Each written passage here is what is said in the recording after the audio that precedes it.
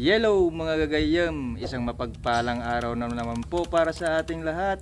In this short video, gagawa tayo ng pairing box kasi gumawa ako ng flight cage para sa mga lovebirds.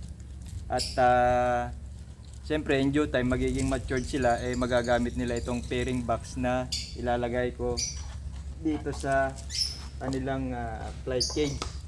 So ganyan ang mangyayari.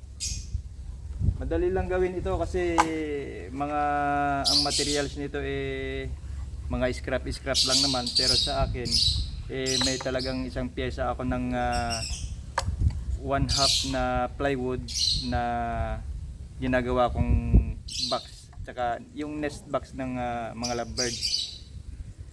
Kaya sa mga susunod na video, pag natapos ko tong flight cage na to, ay i-upload ko din para magkaroon kayo ng idea kung paano ko rin ginawa itong flight cage na ito. Kaya okay mga gagayam, umpisahan ko na ang paggagawa ng pairing box para sa mga lovebirds.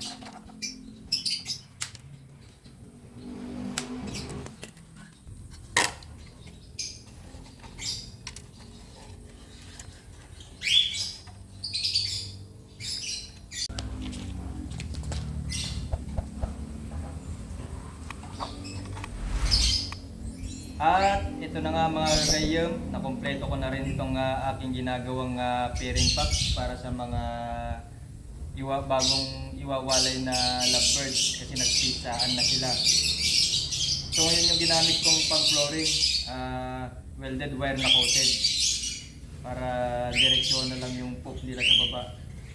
Ang sukat nito ay 100mm, 100mm at saka 100mm. Yan. Gagamit ako ng JP bolt para dito ko siya ikabit sa mga slot na ginawa ko dito sa frame ng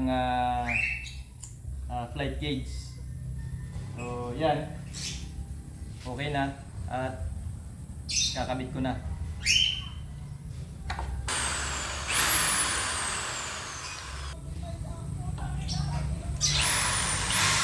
Sa susunod na video mga gagayam, i-upload ko ang detalye kung paano ko ginawa itong flight cage na ito, kung anong mga materyales ang ginamit at kung magkano ang inabot. Medyo may kabigatan nga lang itong ginawa ko at kinailangan ko pa ang reinforcement ni Kuya Marcos.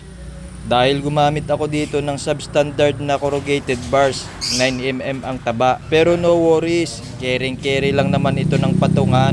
Mga gagayam, gusto ko lang kayong i-update tungkol dun sa mga ibon na titira dito sa bagong flight cage. Yung 3, nakakalabas na sa kanilang nest box. At yung iba naman na 7 inakay, nagsisimula na rin na dumungaw. At excited na rin silang lumabas sa kanilang nest box. Bukod pa sa 10 inakay na agroponies, may 3 bagong inakay na naman ako ng kakachels. At sila yung unang iginawan ko ng flight cage. At ngayon, fully separated na ang 3 chels sa kanilang parents at may 5 bagong itlog ulit. Sa kasalukuyan, naglilimlim na ang hen. Sa mga baguhan sa pag-aalaga ng ibon na gaya ko, ay talaga naman na labis-labis ang kaligayahan dahil naging maganda ang performance ng mga ilaalagaan kong ibon. Goods na goods ang pagkakakasa ng bagong flight cage. Kunting panahon na lang at magkakalaman na din ng mga bagong inakay. Kung mahilig ka sa ganitong mga pag-aalaga ng ibon, hintayin mo lang yung mga susunod kong i-upload na video. Kaya kung bago ka matapos sa panonood dito sa video na ito,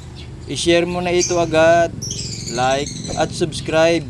Huwag mo na rin ipagkait na pindutin ang bell icon para lagi kang updated sa mga susunod kong i-upload na videos.